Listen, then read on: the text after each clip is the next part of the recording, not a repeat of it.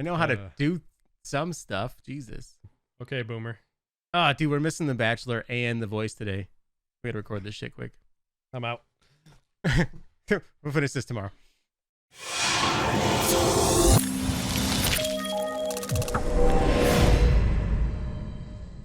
All right, so the number one thing everybody asks when they get on Twitch and they try to take these next steps is, how do I grow, right? And there's no canned answer. There's no easy way, or else everybody would do it.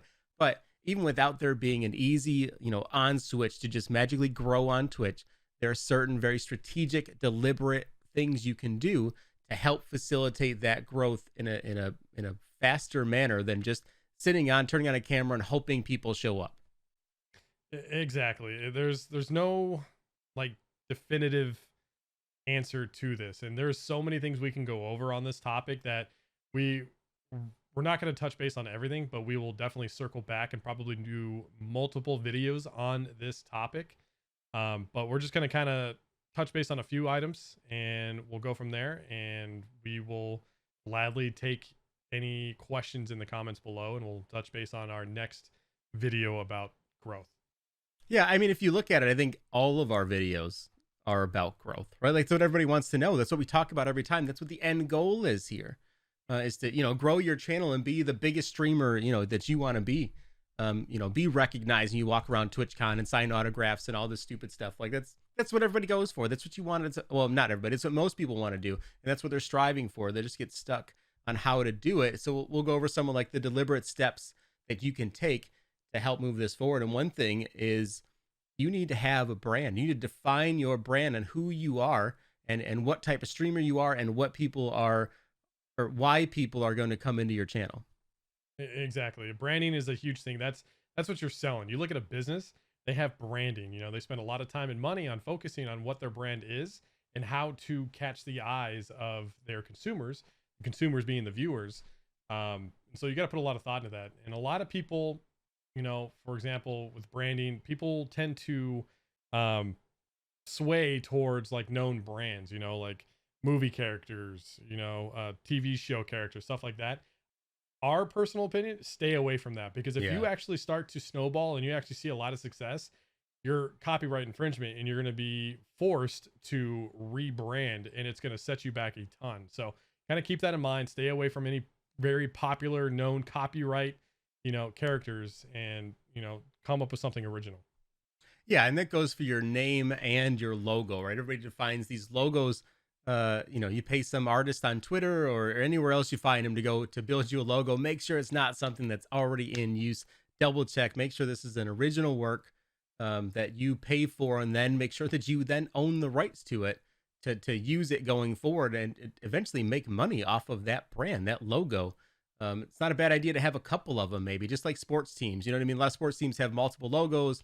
And another key part of not just the logo is your color scheme. Make sure that everything in your channel is your brand. To your overlays, your emotes, your logo, the wording that you use is all part of that brand, so that people, when they pop in, or see something, even if it doesn't have your name attached to it, they know, hey, that looks like so-and-so stuff, or this is, that looks like so-and-so's emotes, because it fits. When they see something, it should all fit that same brand to make you as a whole more recognizable.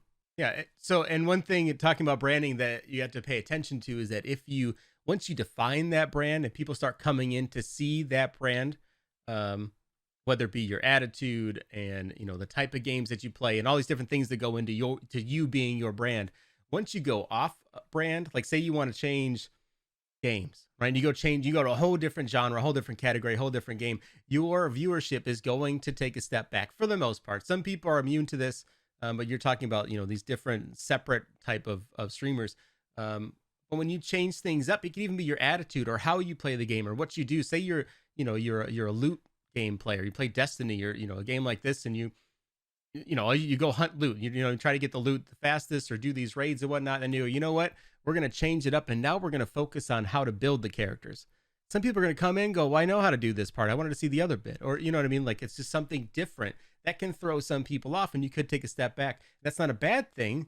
That is going to expand your viewership into this whole other arena of people that weren't watching before because they weren't watching that type of content. But just know that initially you may see some kind of drawback or regression but in the long term, it could be a very, very good thing for your channel if you do it smartly. Exactly. I mean, you'll see it all the time. A streamer will focus on a game and build up their community around that game, and eventually, you get burned out, or you want to go play something else. A new game comes out, um, and you'll see your numbers decline. Because you built your community based on this game in this community, um, and occasionally you'll want to go play something else. I'm like that right now. I built my community up in the Madden community, and I got essentially burned out and wanted to go play some battle royales, which I love playing, and I took a hit.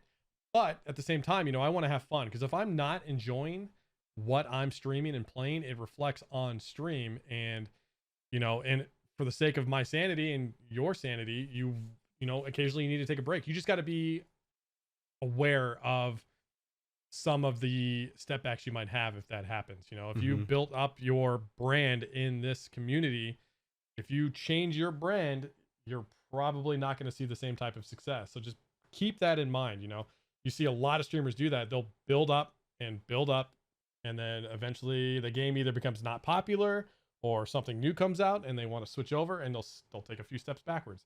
Just be aware that will happen. Right. And a really good time to make those changes is when you stop seeing positive growth on your channel, or you see regression while you're not changing anything. If you're seeing regression and you've been doing the same thing, it might be a good idea to take a look at your channel, see if there's any other reasons why there's regression. Maybe there's something else you're not paying attention to, whether it be, your quality's changed, or maybe even your temperament and attitude has changed. But you can deliberately watch your VODs. Yeah, watch your VODs.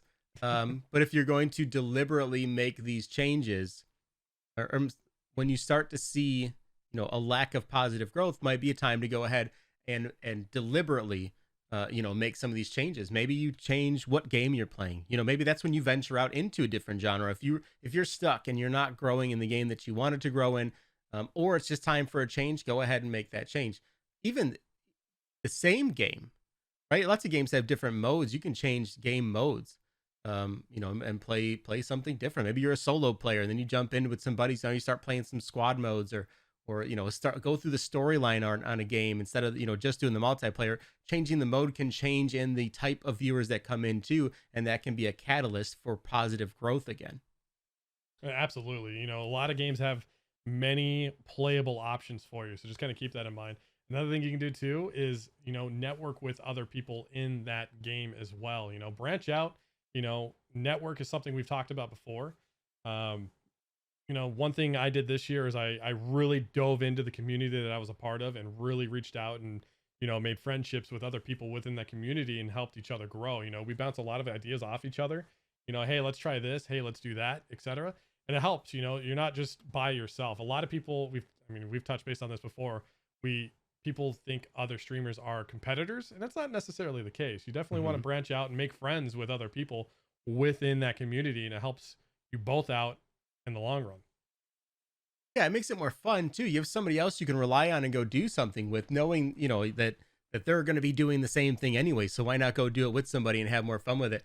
And when we say network, we don't mean be a leech. Right? I'm not saying go into whatever game you're playing and go find the top 2 or 3 streamers and go in there and hope that they start rating you and you become best friends. That's not what I mean. What I mean is go into a bunch of different people in that same index. Go check out all these streamers, find out which ones you like and you can kind of connect with a little bit and talk to, and come into their chat and support them, and get to know the people in their chats too. And what that does is then, even if you don't tell them you're a streamer, if they're done and they're going to look for somebody to raid, maybe they see you, maybe they raid you, maybe they don't. But it starts to build that name recognition, where a lot of times people will see your name in other chats and go, hey, I see this guy all over the place. He's streaming now too. Let me go pop in and take a look.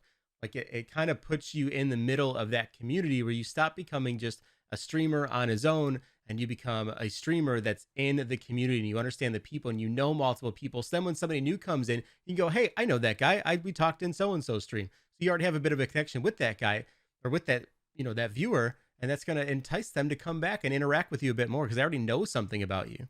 Okay, so yeah, you'll have a lot of viewers will stay in that index. You know, a lot of them don't tend to branch out. You know, if that's what they're watching, that's where they're staying. They don't typically branch out. But yeah, I just was saying, going like, over that. people don't often jump in one swoop from Dead by Daylight to Fortnite to Call of Duty to FIFA.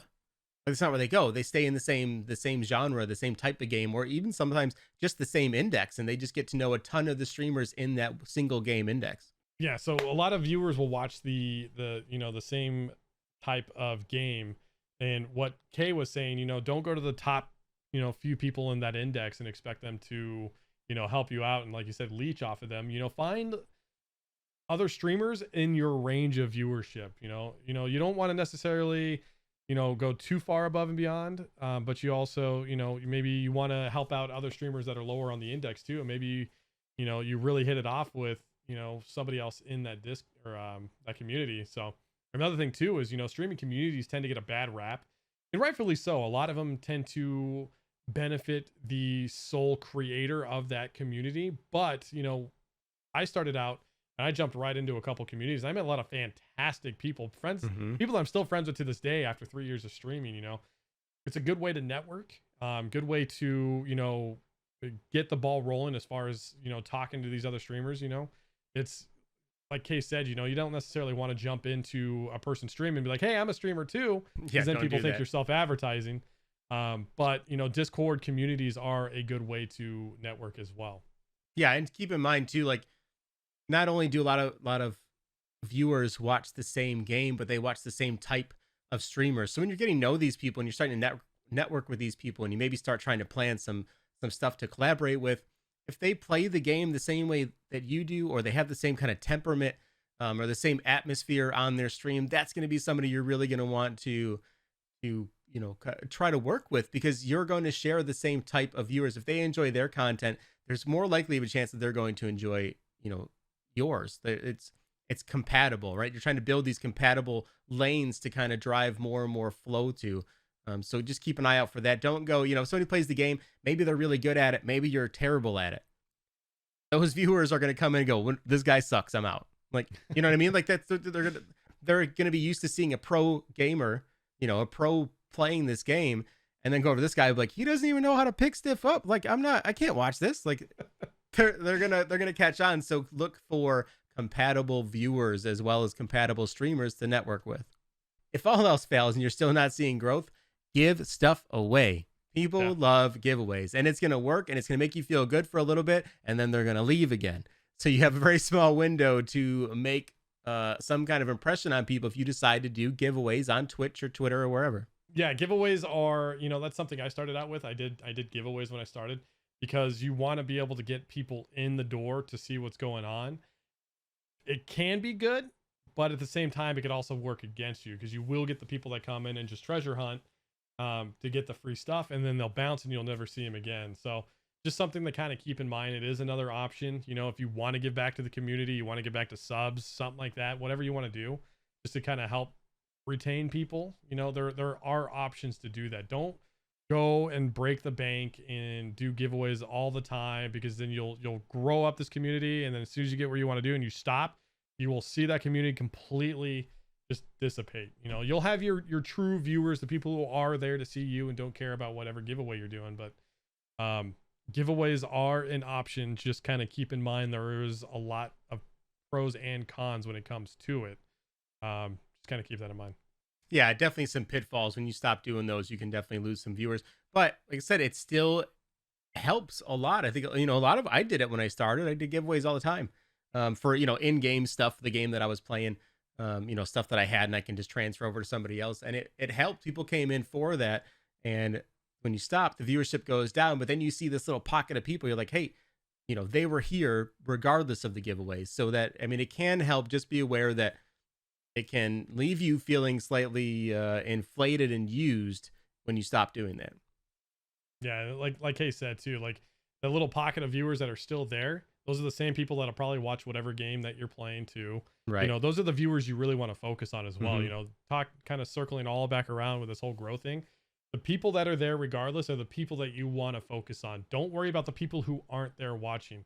Focus on the people that are there. Those are the ones that care about you. Those are the ones you should care about. And it'll help you help your mindset in the long run if you're just focusing on what's there with you instead of what's not. So just kind of keep that in mind. That's it. That's it. It's simple, right? Just do that and you have 10,000 viewers tomorrow. No, I'm kidding. It's still really, really hard. And there's no guarantee any of this works. So take this. We figured it out, guys. Yeah, that's it. It's just do these things and it works every time. I promise. No, I'm kidding. It doesn't always work. Sometimes there's so many more factors that go into it. Things that we talk about on the show, your quality, your personality, how you interact with people, all these other things go into it. And sometimes, I hate to say it, but sometimes you got to get dumb and lucky for people to come on. There's some great streamers out there that I'm sure never got their quote break and are still searching for more ways to grow. But like I said, take this as a part of your journey on how to grow on Twitch and apply what you can. Some parts will work for you. Some parts won't. Throw those parts away and keep trying to press forward. I hope you guys enjoyed. Make sure you guys down below hit us with any questions, comments, ideas, anything that you guys want to share with the rest of the community. And we will try and put out another video later this week. Yeah. And just kind of keep an eye on our Twitters.